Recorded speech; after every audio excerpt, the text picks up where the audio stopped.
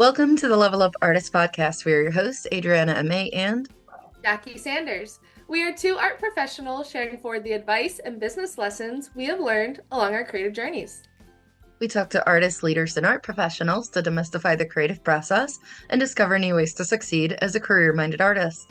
If you find value in these conversations, please go ahead and subscribe. This will help other creatives like you find our podcast, and you'll be notified when we drop a new episode. On today's episode, we are so excited to have photographer Matt Ramey with us. So, welcome, Matt. Hello. Good morning. We are looking forward to discussing with you your process for photography, the intimate experience of capturing swan, authentic energy, and the differences between personal and editorial projects. But before we dive in, let's share a little bit more about your background with our listeners who may not yet be familiar with your work. So Matt is a photographer based in Raleigh, North Carolina. He has contributed to the Washington Post, the Times of London, HuffPost, and the Assembly NC, among many other news and editorial clients. He has worked with UNC, NC State, Democracy NC, Art Lifting, and NC Institute of Medicine, and teaches analog photography and portrait classes at NC State via the Craft Center. For his personal work, he shoots on film and prints the images by hand in a dark room. His work strives above all else to be as authentic as possible. In his words, he photographs not only what he sees, but how it feels in the moment. He has shown his work in juried shows in North Carolina and New York, including the North Carolina Artists Exhibition, Carolina Roots, Cardinal Compass, and Fresh at ArtSpace. And of course, this is a very formal introduction for our listeners, Matt. But can you go ahead and tell us how you first got started with photography and what drew you to this medium? That's a good question. So back in high school, back before digital cameras were a thing, my mom got me a camera at an auction. It was my first like big boy camera. Before that, it was always, the little disposable cameras that you would get going to the beach. So I took that to school. Was just messing around with it. Didn't do anything too major with it. Did some art schooling, and then later in life, I worked with another photographer for a number of years, and then after changing careers, decided to move into doing photography myself full time. Nice. Wait, so I have to ask you, what made you get into photography? Like, Uh, yes, there's a gap here. right. What I've made you always go, I been want into, to do this? I've always been into art. I went to, North Carolina School of the Arts for a bit. I went to Governor School for Art. When I was first going to college, I was going to go for art and design, and just really at that point in my life when I was, 18 and didn't know what I was doing or what I wanted to be when I grew up, didn't even back then at NC State, and this would have been 2002, I knew, and you could tell like art was going very digital, very design based, and I at the time didn't want to do that. I didn't want to in my head. I didn't really want to sit in front of a computer all day long. Well, look at me now, but uh, I also didn't have the confidence to be like a studio artist like you guys are. Um, and so I went into a different career path that had some artistic value, but I always stayed in uh, the art world, being creative and stuff like that. So, but photography always kind of like stuck around. Nice. When did you make the leap into photography? By Like, myself, yeah, like changing careers. let's see, we're in 2025 now, about 4 or 5 years ago. Um, Nice. yeah, so I had always been doing stuff as a hobby, just for my own enjoyment and just, for just to keep my chops and just something, outside of work to make me happy. But then I thought, well, I don't want to do this other job anymore. I want to do this now. And so just kind of dove in with starting with what I enjoyed doing a lot, which was that sort of documentary work. Um, and then from there, just kept going into other things that I found interesting. Mm. Nice, nice. As someone who deflected from investment finance, I understand. Whew, jeez. That feeling of I'm out. I'm Oh back man, back to that's what a I've big one. always loved, art. Yeah, Let's that's a let's big try change. this, see what happens. Absolutely. Yeah, it happens. So Matt, how do you approach capturing moments that feel true to life? Especially in, stage digital world. Um, Yeah, you do the photography.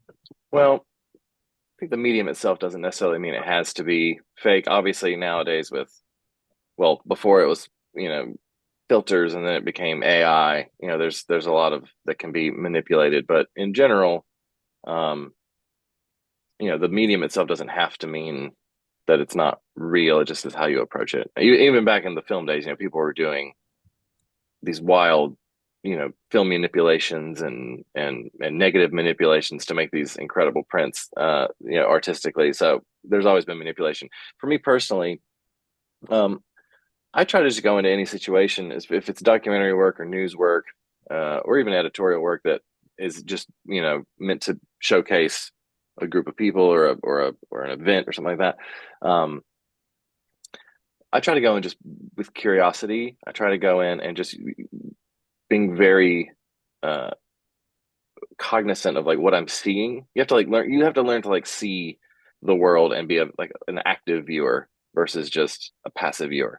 You have to look for things, and so I try to do that. And depending on if it's editorial news or news will dictate sort of how much I get involved. But at the end of the day, I think real life is weird enough and strange enough and interesting enough that I don't have to manipulate too much with that kind of thing. I try to just find. I think a lot of us go through life and strange things happens and weird things happens and we just keep going because we're busy and we're our minds are elsewhere. Um, so for me, it's noticing those things and then actually kind of sitting with them and actually looking to grab them as opposed to just moving on with whatever else I'm doing. Yeah, I love that. I mean, yeah, the world around us is very strange, and I'm sure especially when working with a group or as we've talked about right before recording, doing many like portraits or documenting artist studios is a Yeah, common that's kind of fun. like sub-series in your work. Yeah, Artists themselves in their working spaces, I'm sure absolutely. I mean, just rich with weird stories or weird objects or collections of random things. So I love that. Just like keeping your mind open to the weirdness Absolutely. that already exists. You don't really Yeah. have to manufacture. Artists are especially good about that, which is why I like photographing them because I mean their studios are usually just very interesting spaces as is. Yeah. And then from there I'll often just let the space and our conversations, whatever we're doing, sort of dictate what happens. I may go in with like an idea of like I want to photograph them like this, but often that'll change once we get into like working and looking at what they're doing, and we'll just start doing other ideas. But yeah, you just have to like let yourself follow that rabbit hole. I love it. So I'm sure you like the messy studios when you come in. You don't want it quite Yes, polished and everything. It's like, don't correct. our session, just keep Yep, it as messy as it is, because that's I what say all the time, all I the love. time. People, and that's what they when people, so many people are. It's always business folks too. If I'm doing like a thing for the news and you have to photograph some person in their office, the first thing they want to do is clean their office. And I think it's hilarious because one, everybody does it. So everyone is living in this space, but they don't want anyone to see that they live this way. So there's Yeah, always everyone has it's like a Stepford Wives thing. Everyone has this like fake thing they want to portray, even though they're all living in the same reality. But yeah, they right. always want to like really tidy up their desk and make it look like no one actually works there. And I would much rather it look like the the just this pile of junk on their desk and this chaos that they live in, because I think that's much. There's a very famous Annie Leibovitz photo of Karl Lagerfeld in his home in his office, and it's literally like this huge desk with these papers like up to here as far as you can see, and just him sitting in like the corner of the frame. And I'm like, yeah, that's exactly what this should look like, not this clean, pristine version that most people want to see. So no, I like reality. I like the way people live for real. Oh, I love that. Now, do you find that there are any challenges when you're trying to capture, especially like emotionally, like that raw, unfiltered emotion in a photograph? I know obviously the physical spaces, if people clean up their space, you can maybe Yeah. kind of tell that that's not actually how they work. But from your, I guess, subject matter, are there typically some challenges or hindrances to capturing an energy? Yeah, it's usually has to do with how comfortable people are in the situation with you. I've, you learn very quickly, especially when you're doing portraits, that um, half of your job has nothing to do with photography or art, and it has everything to do with the personal relationship you have with people. So depending on the situation, if it's someone I know, or at least someone who I know peripherally, it's a little easier because they already kind of have an understanding of what you want to do. If it's someone you don't know, if it's for an assignment, a lot of times you don't have a lot of time. And so you have to sort of quickly assess what makes this person tick. Do they want someone really commanding and, sort of tell them what to do? Do they want someone who's really soft and sort of holds their hand? You sort of have to figure that out sort of quickly. So yeah, the biggest hindrance to getting someone's genuine reaction is really just them feeling safe around you to be that way. And just understanding that even though I'm going to show you in a very vulnerable state or a very real state, doesn't mean I'm trying to make fun of you or make you look bad. It's just, it is what it is. I try to be really neutral about that kind of stuff, while still being honest about what's about to happen. But that's mainly it, is trying to figure out quickly what makes this person comfortable and what their like sort of motivations are, so that they want to participate and not be too closed off. Yeah, and I guess trying to extract from them kind of how they want to be portrayed. Is it one of those like I want to be portrayed as a powerful leader, in my community or in my business, or Sure. more Or how I want to vulnerable, portray, or I'm the or how I cool want to art portray them. kid? Yeah. There is some conflict between how they want to be portrayed versus how I want to portray them.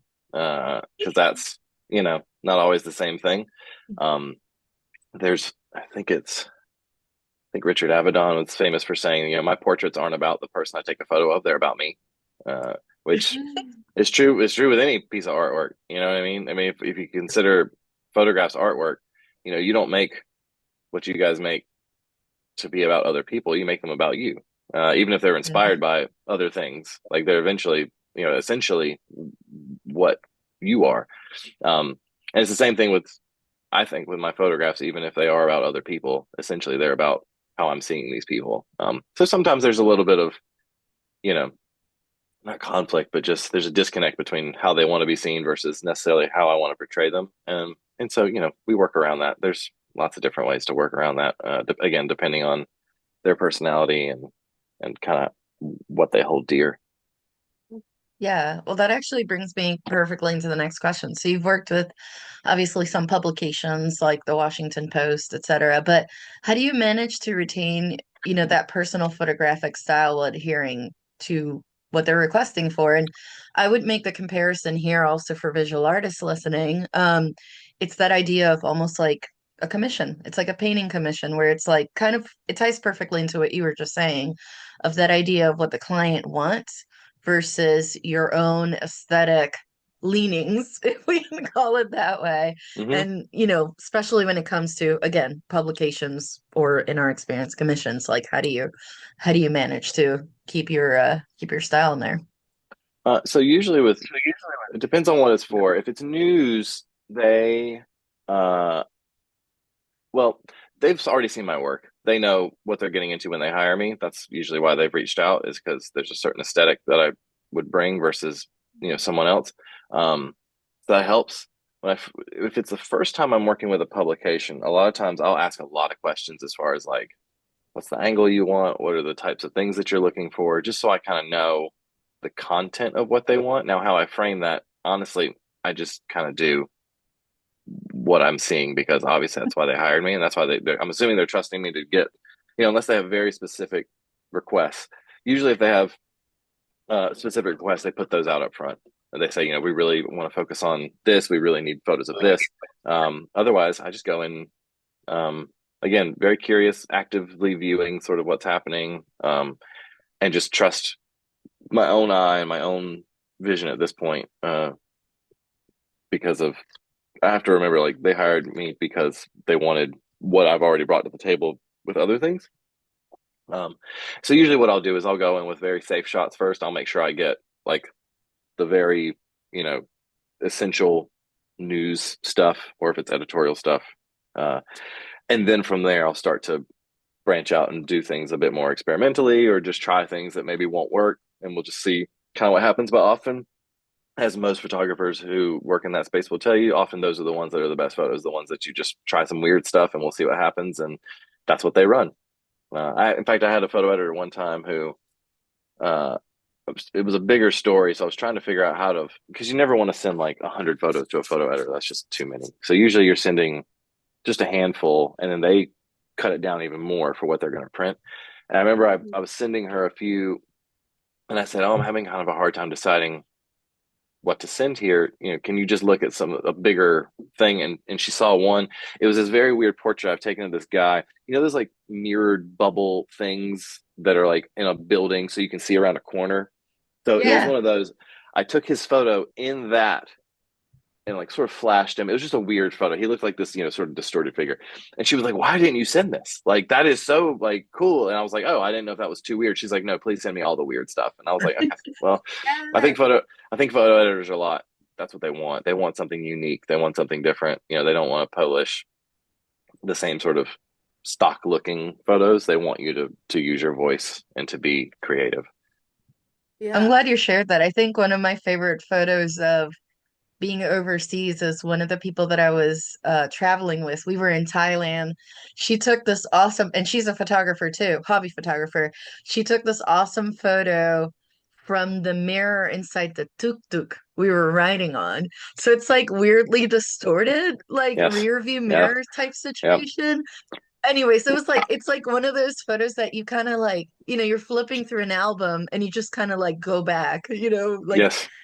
just yeah, it just kind of like I don't know. It was very cool, but it was one of those impromptu ones. I don't know, like our faces were we were making weird expressions probably, I don't know, That's what a or good throwing photo should do. pieces. It should make you stop. It should make you look at it again. I think Yeah, I think it's a successful photo if it makes you sort of pause. And just like any good piece of art, any piece of art that strikes you, it should make you pause and sort of like look at it for a minute. There's very few photographers that have, at least modern, that like have a really, really, really original voice that you haven't seen before. Um, there's a guy who photographs. He lives in LA, I think. He does a lot for New York Times. His name's Sina Nasiri. Uh, his Instagram, I think, is Strange Victory. He's probably got one of the most unique original voices in photography I've seen in a long time. A lot of his shots, I don't understand how he does them. I don't understand how he gets what he gets, but he is a great example of taking what's there, just like, this is real life in front of you and making it look so much more interesting than just what you would just walk past. He has a great way of making arresting your vision to make you really sit and study his work. And I think that's the best kind of art is stuff that makes you really sort of captures you and makes you like sort of forces you to look at it for a long time. love it.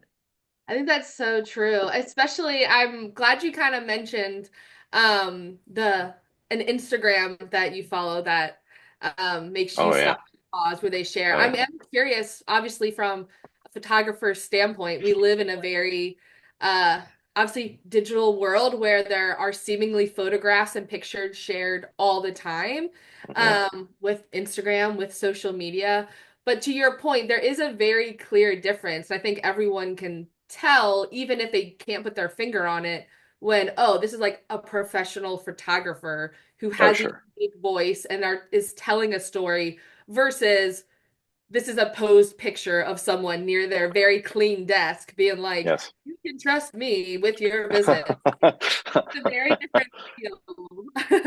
Yeah, So I'm no, curious, absolutely. like, yeah, I'm curious your perspective on that, on kind of the saturation of the image space and bringing that authentic voice to life, especially with kind of touching on before subjects and people that you're trying to capture their story and authentically tell it, even if maybe they're sharing on their Instagram on a regular basis. Like, what is that difference between what you try to share and what they maybe portray themselves as? Oh sure. Well, it depends on the assignment. If it's an assignment from a publication, it's basically like what along with whatever the story is, then I'll just do what I want. If it's for like a person, uh, I will usually deliver, the stuff that I think is really interesting and fun. And then of course, the safer things. And they can choose whatever they want to put with their business or their Instagram or their whatever. I always pick what I want for my, for to put out what I want to, for my portfolio. So it's just because in the end of the day, my portfolio, I want it to look like stuff that I want to photograph, that I want to do more of. So, um, I go into any instance, you know, I want to make sure that they look like themselves, that they are who they are. So if they're a very, for instance, I don't know, say they're a quiet, reserved person, I'm not going to make them look loud, even if I think that the image would look really cool. I'm going to make them look quiet and reserved and have like that sort of look. Versus if someone has this loud, boisterous personality, well, then we're going to play that up too, and we're going to make things look really loud and really boisterous. Um, and I feel like as a photographer, you should be able to make any of those things look interesting. You should be able to Mhm. take, any, mood you're trying to convey. You should be able to do it in an interesting way, in a captivating way. That's just part of the job. So I usually just try to take whatever people's personalities are and just turn it up to like 11, and go with that. Especially nowadays, before when I was doing a lot of stuff with like maybe some portraits, it was more classic portraits, I guess I would say. Like Clarence, that photo of Clarence in his studio, to me, that's a very classic portrait. It's got his work in it, it's got him in it, versus maybe some of the stuff that I'm doing now, I maybe am willing to push myself and push the subjects a little bit more into like a louder version of themselves, a bigger version of themselves. Um, but in the end of the day, it's always still, trying to show them Mhm. in the most authentic way I can, but as long as it's still visual. At the end of the day, photography is a visual medium. I want it to be visually interesting. So um, there's the artistic versus the you know journalistic sort of aspect of things. Yeah. And I think you were so successful at that. Like we mentioned, we were talking about a handful of artists who have also been interviewed on our podcast here that you've done photographs with. That I love how you really do like capture their energy, whether they're like mid laugh in their studio or some that are more serious or more reserved. And every time I see them, I'm like, I feel like that's a Matt Ramey photograph because it like perfectly captures like, yep, there's their energy. And it's, I don't know, it's just really, really cool. So, Thank you. yeah, it's different energy than someone's Instagram feed normally, but it like Right. perfectly like melts together everything that they're sharing, which I think is a good Yeah. sign. Yeah. Yeah, that's also the difference between, just taking random photos on your phone, 1,700 of them, and then having a Right. photographer with a specific aesthetic curated down and being like, this is the one.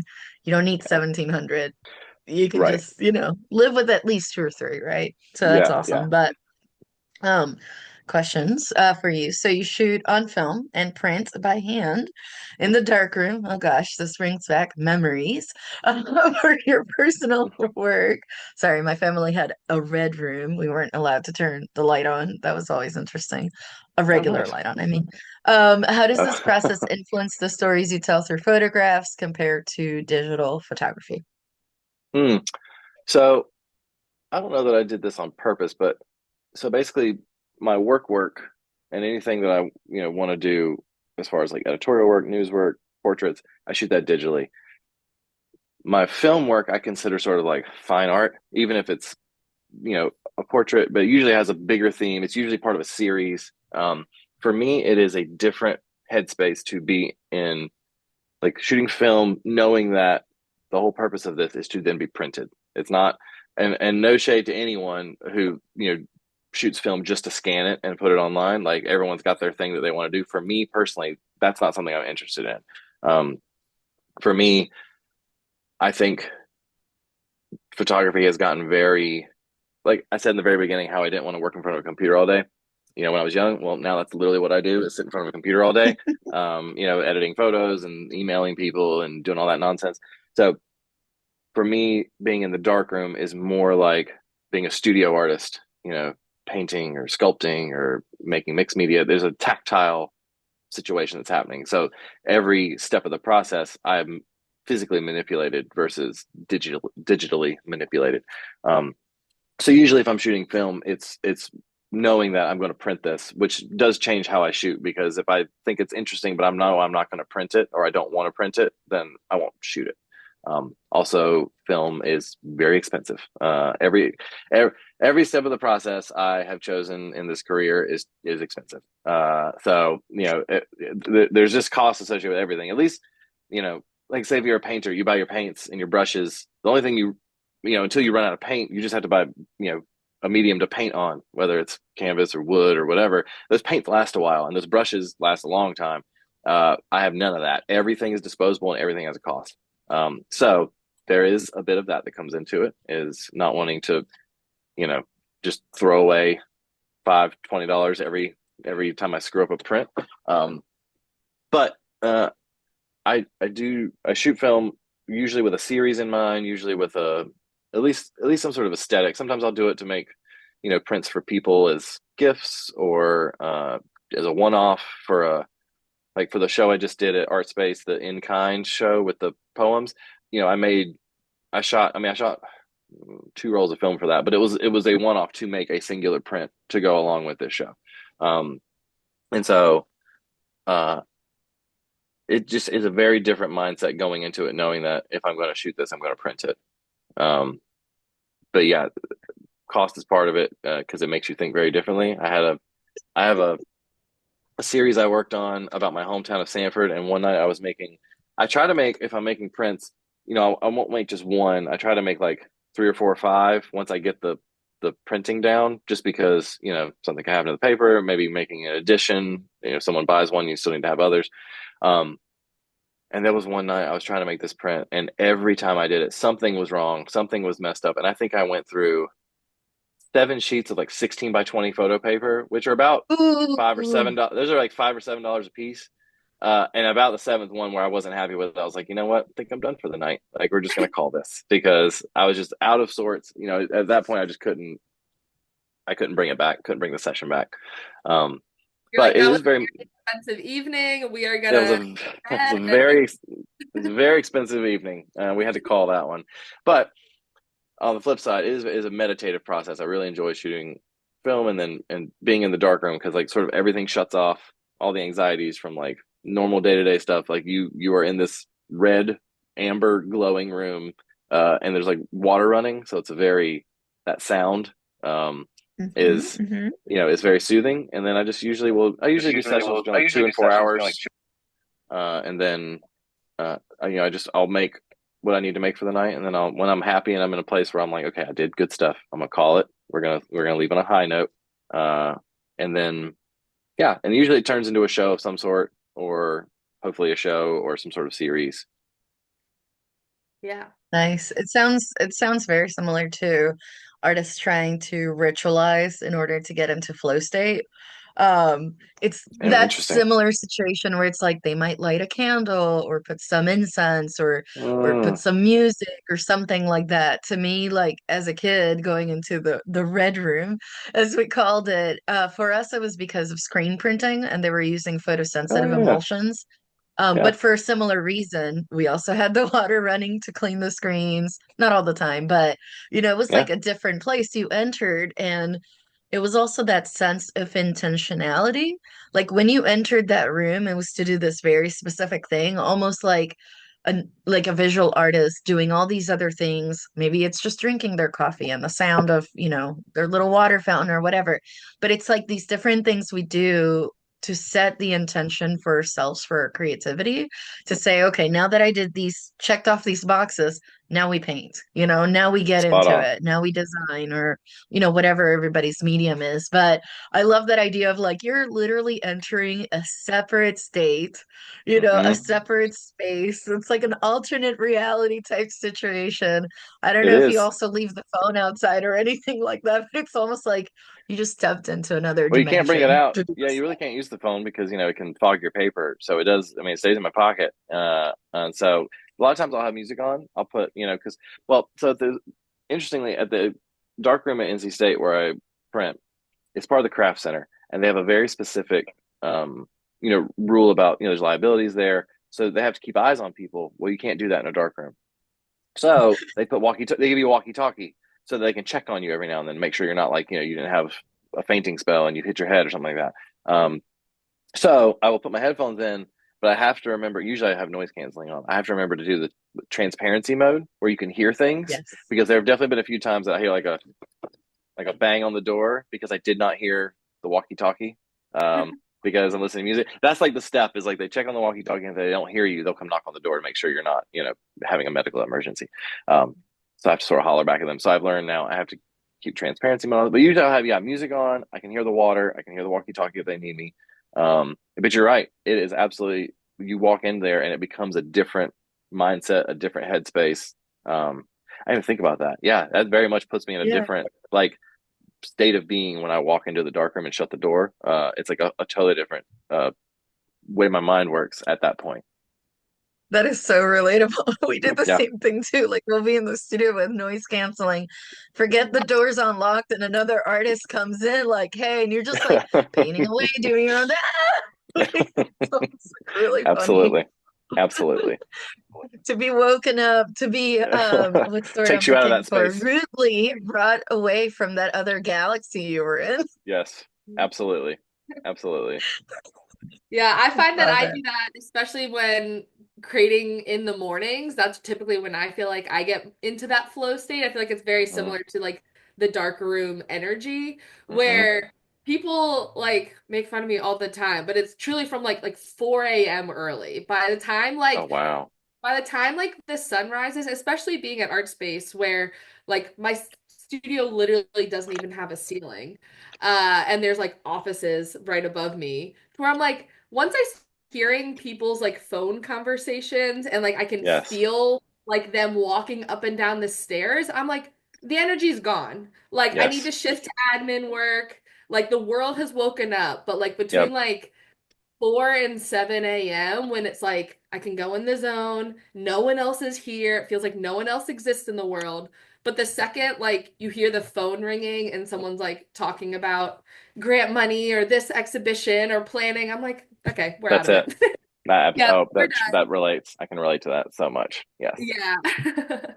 And now I am curious, you mentioned the in-kind exhibition at Art Space where you did a film shoot specifically for that exhibition opportunity. From your creative process, how does the places in which you exhibit influence the work that you make? Do you typically create a series and then find a place to place it, or is it typically an opportunity you know of that then you curate a series around Mm, it? How does it affect your creative process? I usually, it's a good question. I don't think I'm successful enough to really have any sort of like real experience with showing my stuff. I mean, I've shown my work. I usually will make work with the intention of just making work, and just the show or where it's going to be exhibited is like secondary. It's all about making good stuff. And then from there, maybe I'll answer like a call, to exhibit, and I'll, if it's a jury show, I'll apply and see if I get in. But yeah, I don't think I've ever made work with the intent of like it's for this space or it's for that space. It's in fact, to be quite honest with you, often the work I make is so antithetical to being shown in a space only because of like space issues. Because I'll give you a good example. That series I did about my hometown in Sanford, I did sort of like half portraits, half like sort of scenes, vignettes of like the town. Um, and I had this method where I printed all the scenes and the vignettes and stuff on 11 by 14, but I printed all the portraits on 16 by 20s. So they're all quite big. And that literally, I've probably got, I don't know, 50 or 60 portraits that I printed. That are 16 by 20s. I don't know many spaces that physically will show, aside from like big galleries that like I have no connections with, I have no idea who I am. Uh, I have no idea how to show that stuff because it's so big, and it's so much wall, like physical wall space that you would need to show that work in a way that makes sense. Um, I have no idea how to do that. So like often those things that have been shown as like one-offs and not as I've never shown that collection as an entire collection because it's just, one, I haven't found the space that wants to show it, and two, I don't know how to do that. I would need a very large space to show the entire collection in one space, and maybe one day I'll get that. Part of it too is just the cost of framing. Again, photography, God, everything is so expensive. But when you get into framing stuff, especially when there's glass involved, it gets obscenely expensive really fast. So I would literally have to have a grant to show this collection based just to get things framed. I understand there's a lot of photographers that will show stuff like loose. Me personally, I don't like to do that. One, because I'm just a bit of a bull in a china shop. I'll end up ripping something, like ripping paper or like dog earing my photos. And that show particularly that I made, that series, I kind of hold it. It's kind of precious to me. So like to me, it needs like proper framing, proper glass, like shown versus like, there's some other ideas that I've had that would benefit to being a little more messy and a little more chaotic in the way it gets presented. But like this show particularly needs a big space. So circle back, no, I don't think about the space usually when I'm shooting, because I don't know, it would change what I'm doing to think about the space. I just try to make the work that I want to see, and then hopefully it will get shown somewhere. But if not, that's not why I make art. I make art because I love it. Not necessarily, to have it shown everywhere, but I'd like to have it shown. But I've only been in a handful of shows, and so I don't think I've had to worry too much about like space in general. The in-kind one was the only one I've done so far where I made a specific piece for a specific show, but that was already after it was juried and I got accepted into the thing based on work I already had. So it was like I just had to make a piece, one of two. The first one was already made, and so I had to make a new one just for that. Not bad, not bad. Yeah. It happens to us too. Same thing. It's like, do you answer or do you apply to a call for art that has a specific theme that you haven't painted and use that as a challenge, Yeah. which can be nice, or do you just submit, which I think is, I don't know about you, Jackie, but at least for me, 99% of the time I'm submitting something that already exists, Mhm. that fits the theme, not making it for the theme. Because I don't know, I think that takes a little bit of the creativity away if you're just trying to, fill a brief, essentially. Yeah. A lot of my work too has people in it. So like and there have been some where I'm like, oh, that would be a fun. I would shoot this to then make it for this show, but uh, because my work often involves people, even if it's not like a portrait, it's like there's people in a scene. Like if I'm making sort of a tableau or vignette or sort of something, so it takes a lot to like find a person, find a place, schedule your things together. It has to be at a certain time because I need certain lighting and I need this and that and the other thing. It can get kind of like logistically complicated. And so a lot of times with, and I want to respect other people's schedules. Maybe I should be more like bold in my asks of people, but I tend to not be, because I don't think necessarily everyone wants to go on the journey that I'm taking them on, for my own artwork. So I try to figure out how to do things, that are more doable, for scheduling and things like that. Versus, because I can't just make it just in a studio. I have to have, if I did, just landscapes or still lifes or, something like that, it'd be a lot easier. But I don't. I pick things that are a bit more logistically complicated because that's just where I'm at. It's what we do, Matt. It's what we do. Like other artists have well said before us, our job as artists is to solve problems, and most of the times we make the problem. that is so true. Solved. That is so true. I was literally talking the other day at a job about how half of the things that I do when I'm on an assignment is putting out fires and solving a problem because something didn't go right or something broke or whatever. Happens a lot. Yeah. Yes, it does. Well, Matt, next up, we'd love to ask all our guests how they define success, but first we're going to put in a quick word from our sponsors. This episode is brought to you by our Level Up Artist resources. We understand that life as a modern artist can be both exciting and overwhelming. Plus, there's a lot of information out there, but what do visual artists actually need? We've spent countless hours of trial and error, weeding through tons of information to find the gold so that you don't have to waste time going down those endless rabbit holes. We created a library of PDF resources with bonus videos that cover everything from artist documents to exhibition prep, social media to technology, sales strategies, and artist mindset, several templates, and more.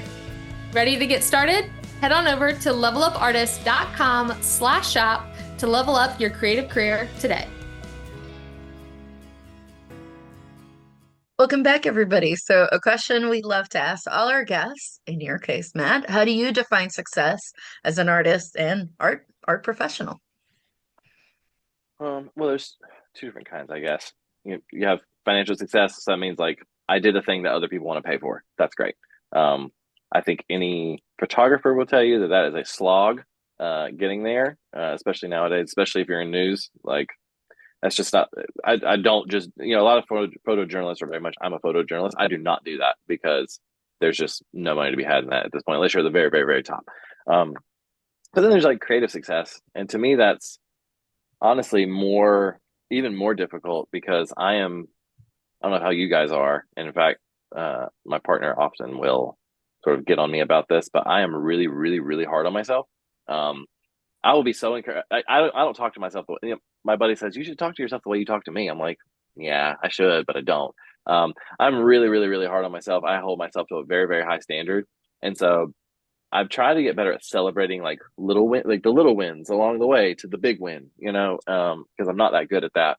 But to me, it's just, a creative standard of like being better, liking my own work. I know every artist goes through this. I go through these phases of like, oh, my work is so cool. And then I'm like, God, I hate everything I'm making right now. Like, I want to redo my entire website.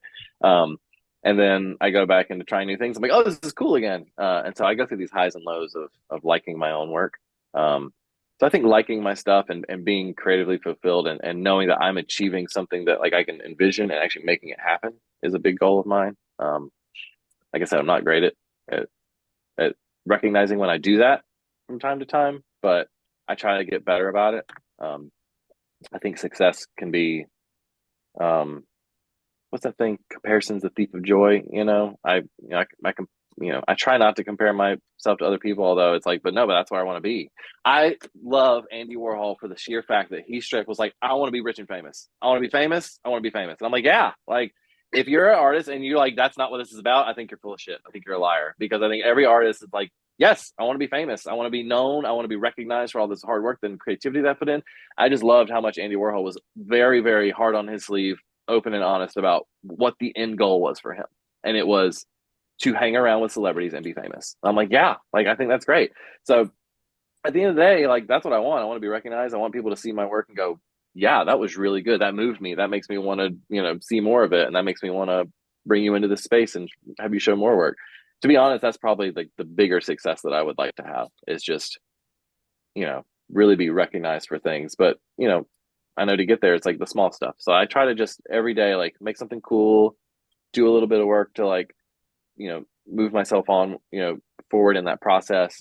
And just stay disciplined, to continue making that kind of work.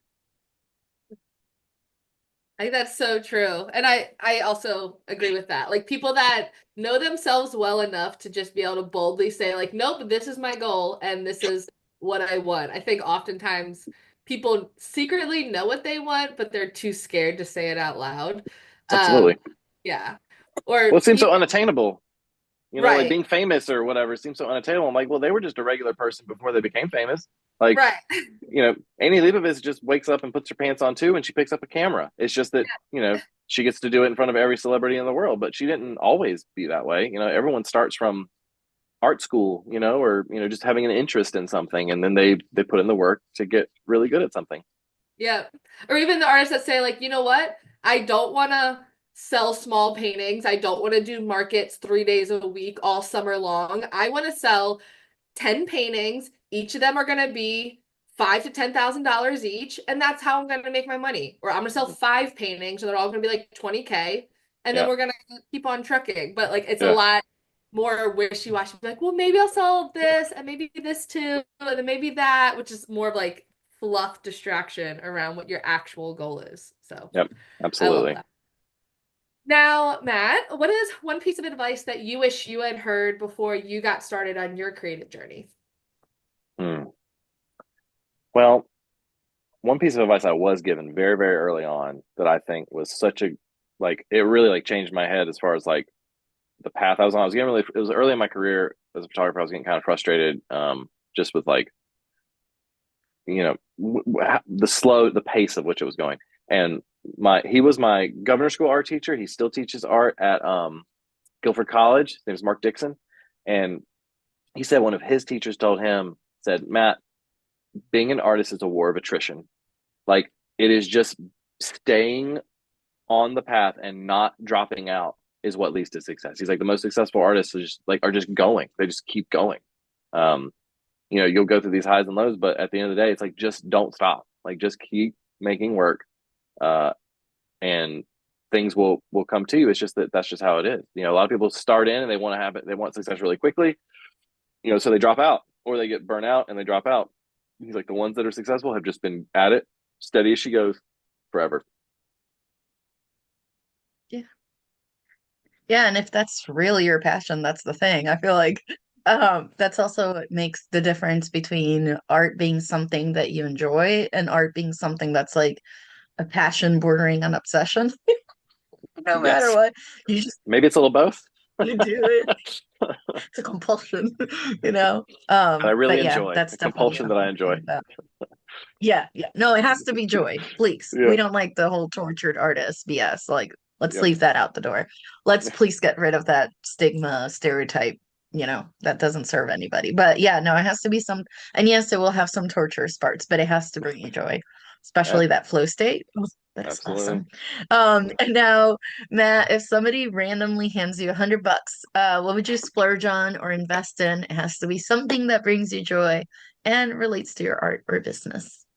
I mean, honestly, that's just going to buy more film. Film's expensive, and so we just buy or paper, like art. Photo paper. Photo paper is expensive. Like, that's it. We're buying film or photo paper for sure. And that $100 will go like that. It will be gone so fast, but that's absolutely what I would spend it on. Just a couple packs of paper, it's done. I mean, literally one. I think what did I see the other day? A box of 8x10s that was like either maybe 50 sheets was like over $100. Like, it was That sounds about right, actually. so much money. Unfortunately. Oh, man. Well, Matt, this conversation has been so much fun. Real quick, before we let you get to the rest of your day, what exciting projects do you have coming up that our listeners should know about?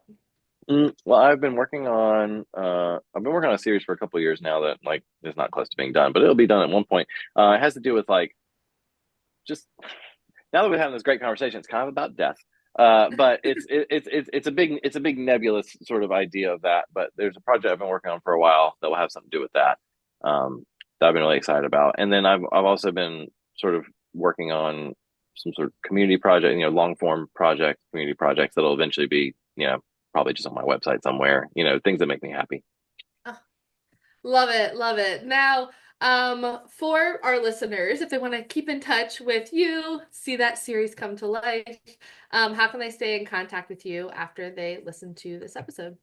Well, you can go to my website, mattrameyphoto.com, or you can go to my Instagram, mattrameyphoto. Perfect. Well, we'll link those things in the show notes. Thank you so much for being on the podcast today. Thank you. Thank you. So, in the meantime, for our listeners, if you want to stay connected with us in between episodes, share your feedback, or have a question you would like for us to answer on the podcast, you can reach us through social media at Matt Art across all platforms. And I'm at J Sanders Studio on all platforms. And if you want to follow the podcast, we'll follow this on Instagram. Thank you so much for listening. Next episode.